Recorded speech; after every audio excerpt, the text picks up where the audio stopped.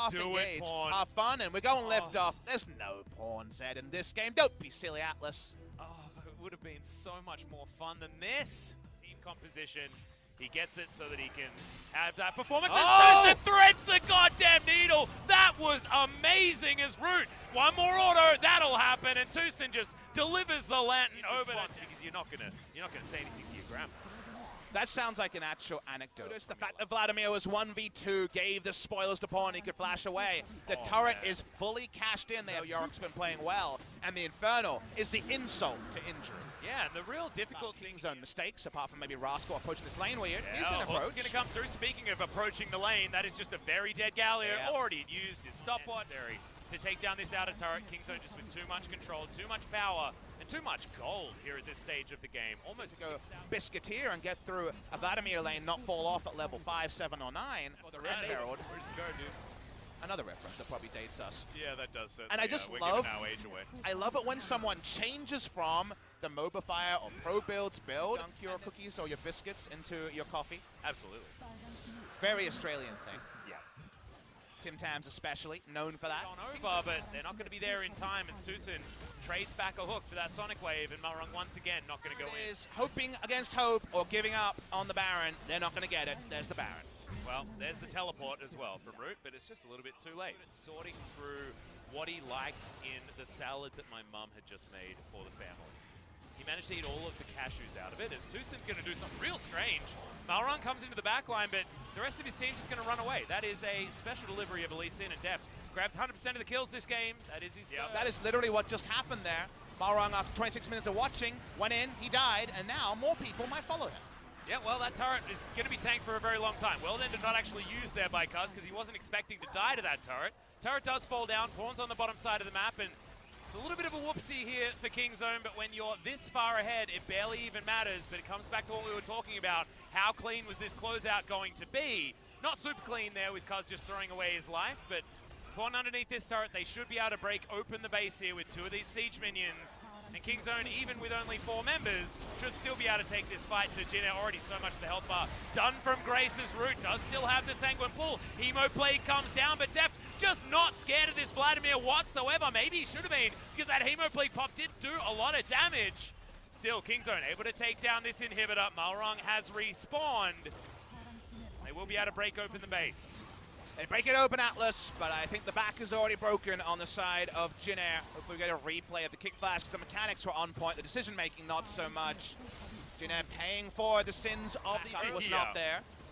It's a bit of an example of what this game sort of means. Infernal Chain's not going to deny the claw, but the flash in there, Cuz trying to get some redemption. It's an early ultimate, but you can understand why he's doing it. Doesn't want to die just yet, kicks back into the squad here as he is brought down into that passive.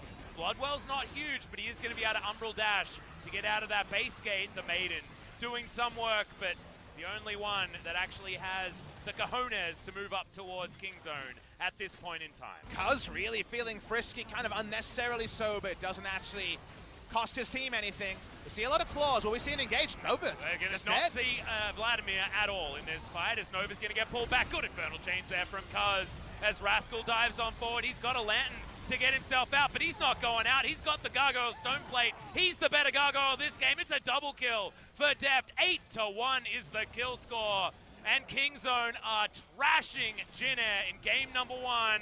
Only a couple of turrets to go down, and they're looking to fish in this fountain before we finish this one off. Nexus turret number 2, and now the Nexus to 4. We had enough. We're zooming out early because we know it will be the Fiora, and Linderang says, give me the Fiora. Or will the Fiora just be hunting Galio? I don't think that's going to work, because I think Galio could still very much be support carries of all time, right up there with Uzi. Because of that, they've been confident in this one. Well, there it is. The last breath finally comes in as Grace should be burning down. First blood going over to Pawn, but Cuz might be following him here. He takes a drink and is going to survive. The flash is forward. Deft looking to grab a kill on this one, but no, it's a double for the Ass in the early game and looking really, really strong for it as well. It's the only time that we've actually get a turret plate in this series. The answer is looking like no. Yes, it's looking like a very, very severe no. Top side of the map might be where they have an option, but at the moment, Kingzone are going to take this bottom out of turret. And I feel like this series has been Linderang that's had anything positive to note. I mean, at the moment, his 4 CS is mid. That will mean that the turret does fall down, though. No options here for Jinner. at all. We're looking for a scaling win condition that, you know, we're not putting too much faith in getting there, but that lane assignment of Tristana top and farm is good. Here is Tristana on screen. Yeah, the flash is going to come in there, but Deft follows immediately afterwards. Of course, Riposte is on cooldown. It had been used just on a nice trade when someone does 600 damage, the other person does 0. It doesn't really feel like they're trading much at all. They're just taking damage. Speaking of taking... There's the last breath. That is a very dead Urgot, as I think that the cow is going to follow him here. Pawn close to the distance, and Kaz is going to pick up that kill very, very there. Malrung is not being gate kept for now, but a lot of people can turn off this Baron. It is theoretically a 50-50 at the moment, and it's going to be Deft with the Buster Shot that has the opportunity to lock this one down as Tucson flashes on forward. Justice punches there. Vladimir just dies, but no, not able to lock down this Baron as Deft does have the drawer beat. I think, though, as Pawn looks for some more kills. I guess we should focus on the action.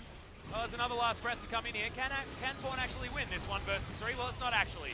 A 1 versus 3, Linderon teleports in, and now Tucson might be in trouble. The Grand Challenge is down, and they will be able to get 2 kills. No perfect game coming in here. There's Rascal, dives on forward. Maybe he's going to deliver himself in here as well, as there's the Infernal Chains. Deft picks up that kill, though, and could this potentially be the Penta? The resets are starting. Deft is Goomba stomping around Summoner's Rift. That's not the crit that we wanted, but he's still going to be able to dive on forward here. 1, 2, picks that one up as he dives back underneath the inner turret, and that's not going to be the triple kill. So we got excited.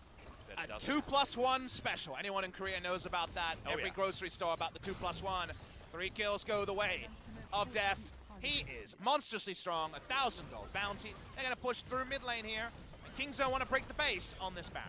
And I feel like, is this another one of those games where Jin are not going to do as much damage as Deft by himself? Yeah. Holding on to a rocket jump and shooting everyone that walks towards it. And we'll just take down the turret by himself. Okay. Deft is just so happy to walk up. Boy. Let me just introduce the fact that Tucson doesn't have ult and is a screen away from Deft and probably doesn't need to be there. Deft's real safe. Yeah, he is. And he gets delivered a puppy that Tucson prepared for him. Just beautiful. Their relationship is gorgeous. As Deft's going to take down this inhibitor. Not a lot 4 members of Jin can do to stop him. As Tucson finally does turn up, he wonders why he's actually here, because his AD carry is so incredibly strong. And on the bottom side of the map, you got 2 members pushing on up, the Gragas and Yasuo Bester. No Yasuo ult there. Probably could have gone for it. It's 13,000 gold lead. Yeah, well, you may as well just take down the turret here. I mean, no reason to go overly aggressive, especially after Pawn was punished for it earlier on the top side. Deft is there, though, to follow up with the damage, and that's a knockup that Pawn could have gone in on once again. Not going to. Jin just watch as everything falls apart. Jin will be the worst dance partner. They don't make any moves, Atlas, none at all. Nope. This is unless really... you like leading, you know? Yeah, but this is some lifeless stuff right here from Jin, unfortunately. It's really hard to cast because usually you need a 2 and throw. It's only 2, speaking of 2.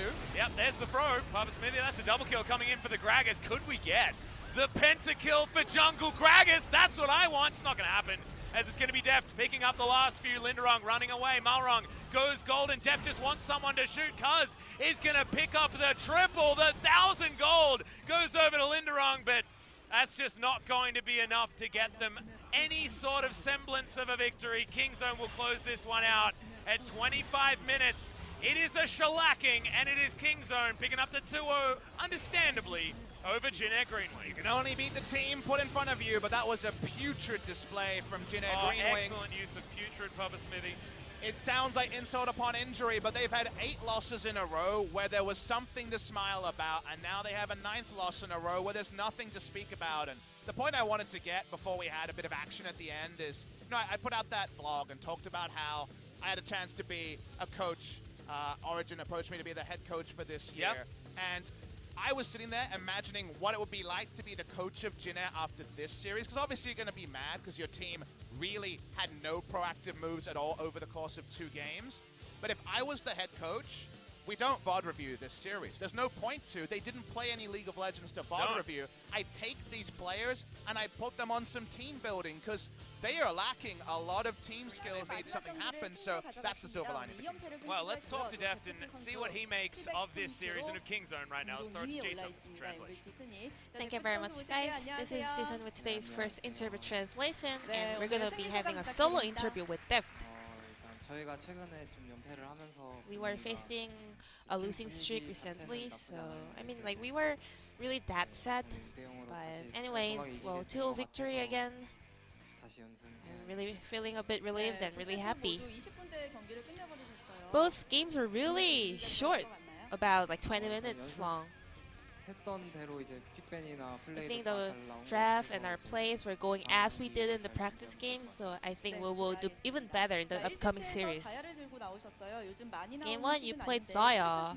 It's not a mainstream. Why were you playing Zaya in game 1? 블라디 원딜을 한다는 걸 알고 있었고. Well, I knew that Junior will go with AD carry Vladimir, so 뭘 해도 다 자신 any, 있어서 marksman, I'm really confident with playing marksman against Vladimir, so I just, yeah, I wasn't worried too much.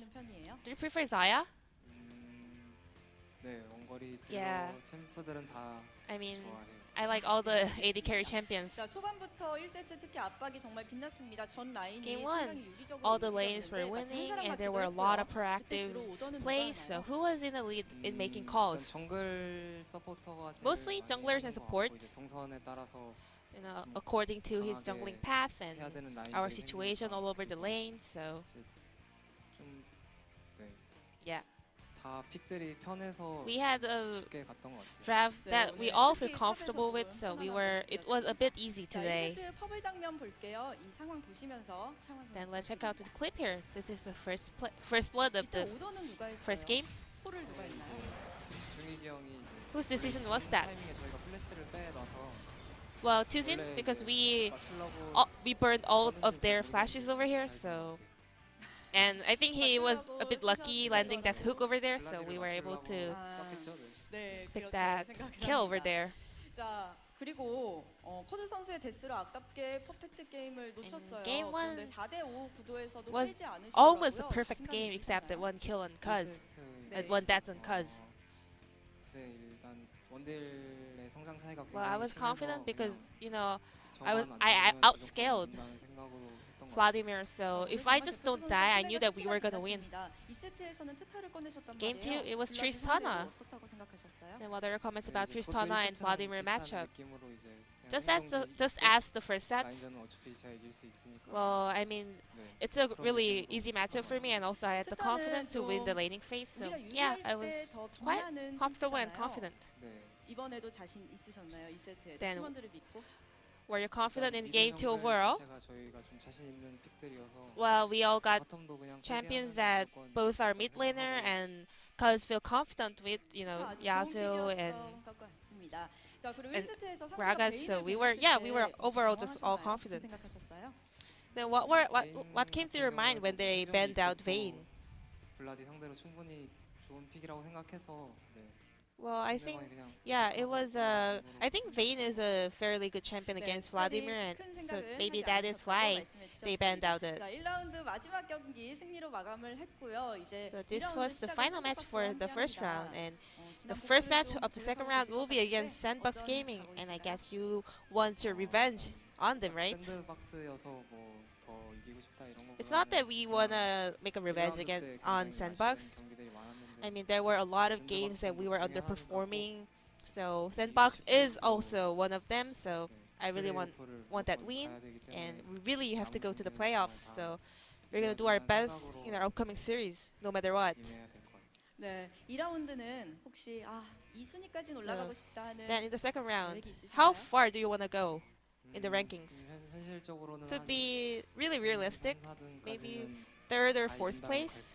I mean, if we 네, win all 오늘 the games. 승리를 계기로 계속 연승 이어가셔서 2라운드 때는 3, 4위까지 I hope that can really happen for Kingdom DragonX. And lastly, since it was the last game of this first round, is there any message for the fans out here supporting you guys? 날씨가 추운가요? 네, 하여튼 I think it's quite cold nowadays. Thank you for coming out to support us. Thank you. 네, 데프트 선수 팬분들의 건강까지 걱정해 주셨습니다. 오늘 It was a 인터뷰 very word message from 감사드립니다. Deft, and this will be the end of the 네, interview with 데프트 Deft 선수와 from Kingdom 함께했습니다. DragonX, 팀장 and I'm gonna 연결할게요. pass it back to our casters. Thank you. Thank you very much, G-Sun, and